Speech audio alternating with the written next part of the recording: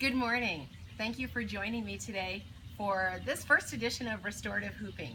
If you landed on this YouTube video because you were surfing the web, then something about my information drew you to it. So welcome. Otherwise, you received a link from me because you attended the Terry Walls seminar, the Walls Protocol. And so many of you expressed some interest in what I was doing off in the corner before and between seminars because I was doing hula hoop. Some hula hoop work. I do hula hoop fitness, and many of you asked if you could try my hoop. And so I really wanted to get some information out to you today, and I wanted to give you that visual. So thanks for clicking on this link and viewing this video so that I could give you some more information in a real and tangible way. So that said, my story. Many of you have asked me about my story. I'm not sure if I told my story to everybody. My healing from my first major attack of MS, which was diagnosed as TM first and then about 6 months later to MS. Autoimmune. If anybody doesn't know what TM is or MS is, just go check it out. But those of you at the Wall Seminar, you know what it is. So in any case, my sister sent me a link to Terry Wall's first TED Talk, Minding My Mitochondria, or Minding Your Mitochondria, and I read her book, and that was one of the first steps in my healing, believing that food is medicine.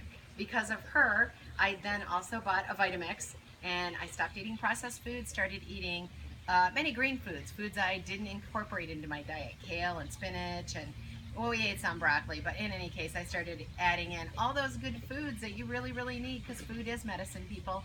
So, Terry Walls, Vitamix. I was doing some TRX. I'll talk about that in a later video to work on my core and strength and balance. And then the hula hoop. The hula hoop came into my life, and it was part of my healing. It's a big part of my story. It's why you found me, and so that's why I'm sharing this information today. If you are an MS person, autoimmune person, you have some sort of compromised body, and you're working to incorporate the hula hoop, I want to make sure you're safe. And you and I may have talked briefly. You may be walking with a cane. You may be needing a walker to move along, and you're going to need some support and some information. So I'm going to talk this morning and share with you some information about hula hoop safety, hula hoop safety 101 maybe. And that may sound a little bit funny, but for those of you who want it to be part of your journey, it's not funny at all. This is really serious stuff, and I'm excited to share with you this joy. So, without further ado, I'm going to move to just a little bit of the hula hoop work. Oh wait, before I do, my story about the hula hoop. My first hula hoop was too small, too heavy, and I made that sucker go because I was really determined. And my husband, because I wanted to get exercise, and I thought, I can't ride a bike, I'll fall off. I can't really walk fast enough with a cane to like break a sweat. Although right here in the Florida sunshine, I'm breaking a sweat just sitting here, people. So, my daughter said the view was better. So we're sitting out here in the sunshine, and I'm going to make this work for you. And so we got a hula hoop. And I had seen someone at a festival. My daughter was hula hooping, and I thought, okay, I'll try it. I'll make that hoop go. And it's really great for your core. I was about 185 pounds at that point in time, still 5'4", and that was a lot of weight on my body. I'm now 40 pounds lighter. Hooping to feel better is what I was doing, not necessarily to lose weight, but taking processed foods out of my diet, exercising, putting good foods in my diet, did miraculous things for my body. It also helped recover my health. So you can look up all that food stuff. You can read Terry's book. I put it out here. At the time I was diagnosed, this book wasn't even out yet, but it's out now. And if you landed on this site and you don't know what this is, but you're needing some help, you've got autoimmune stuff going on, this is a book about food, nutrition, and recovery that you might want to check out. This woman, Terry Walls, she's on the back cover here. She's my hero.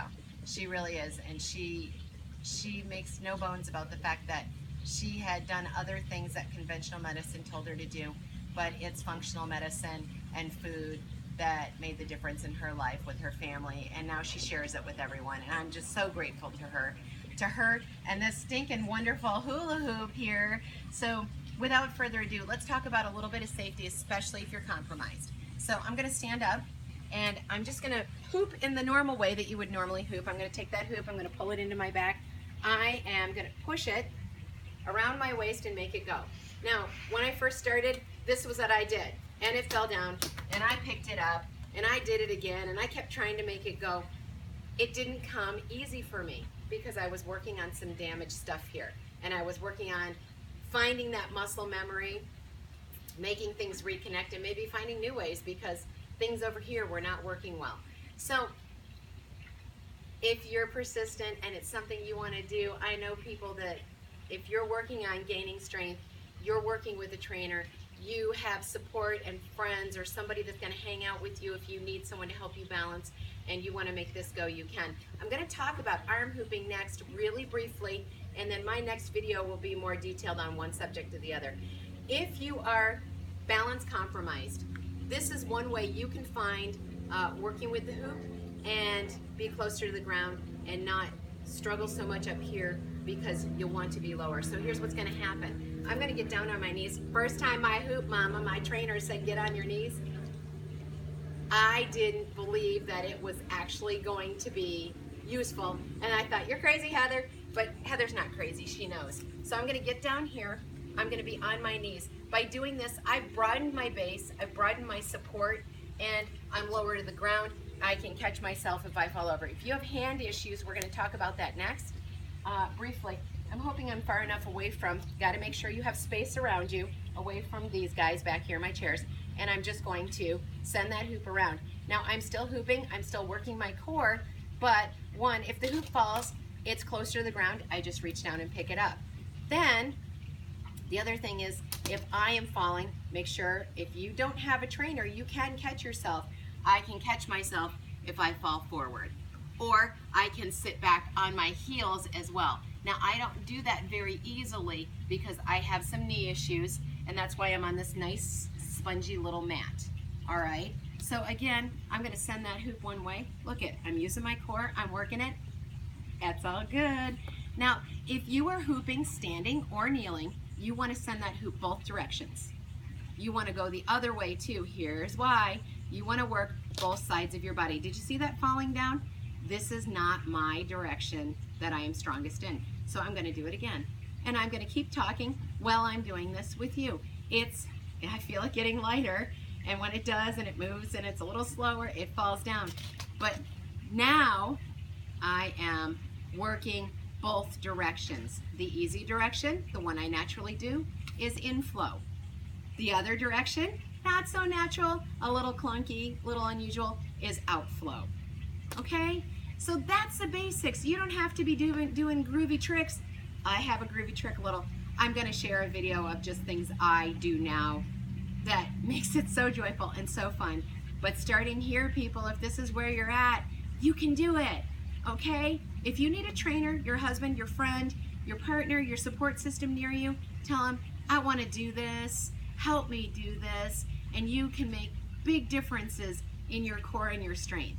Okay? So that's the waist hooping, but what if waist hooping you're not there yet? What if you need to work on some arm things?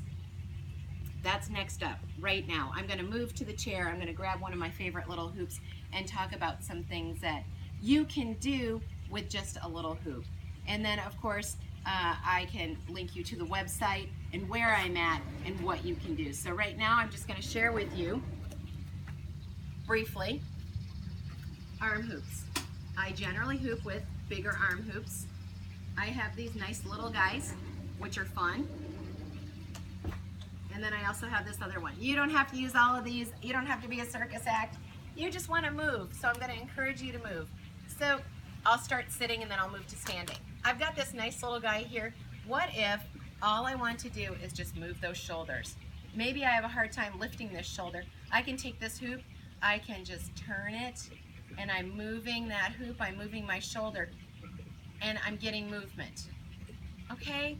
It might be as simple as finger dexterity, put it on the ground, turning that hoop around, making it work for you. You may be at a point where you can run that hoop around your hand. You're moving your arm, you're giving it energy, you're finding joy in playing. Those are great things that you can do in a seated position. Now, of course, if it flies and you're in a seated position, you might want to have a friend around and say, be my fetcher so I can exercise. And I bet you have people who are willing to do that for you. I'm going to stand up and show you just a little bit of what I do with the hoop now. It first started with something like this, just being able to do this, moving it from one hand to the other, eye-hand coordination, stopping it, sending it back the other way. The arm hoop is an amazing thing, and this arm hoop has brought me so much joy. I didn't know anything about arm hooping until I moved to Florida and started hooping with my group down here, Peace, Love, and Hoopiness, Hoop Fitness. And through Peace, Love, and Hoopiness, I then went to classes, I learned fun tricks, I got stronger, I found more joy, I found more peace in my life, and truly, I find hooping very meditative.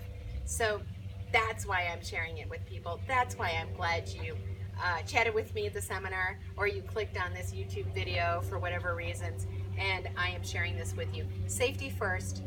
Make sure you have somebody with you that can help you with balance. If balance is a problem for you, I encourage you to Google, find other videos about hooping out there, because you can. There's some real big people in the world, hooping world, who have done great things. But Googling will be your friend.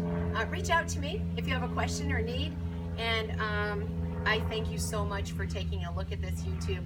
I hope it's given you some information to start hooping and finding your joy and starting your hooping journey. And that's why I did this today. So nice to meet you. I encourage you to keep moving to your health. Onward, Amy.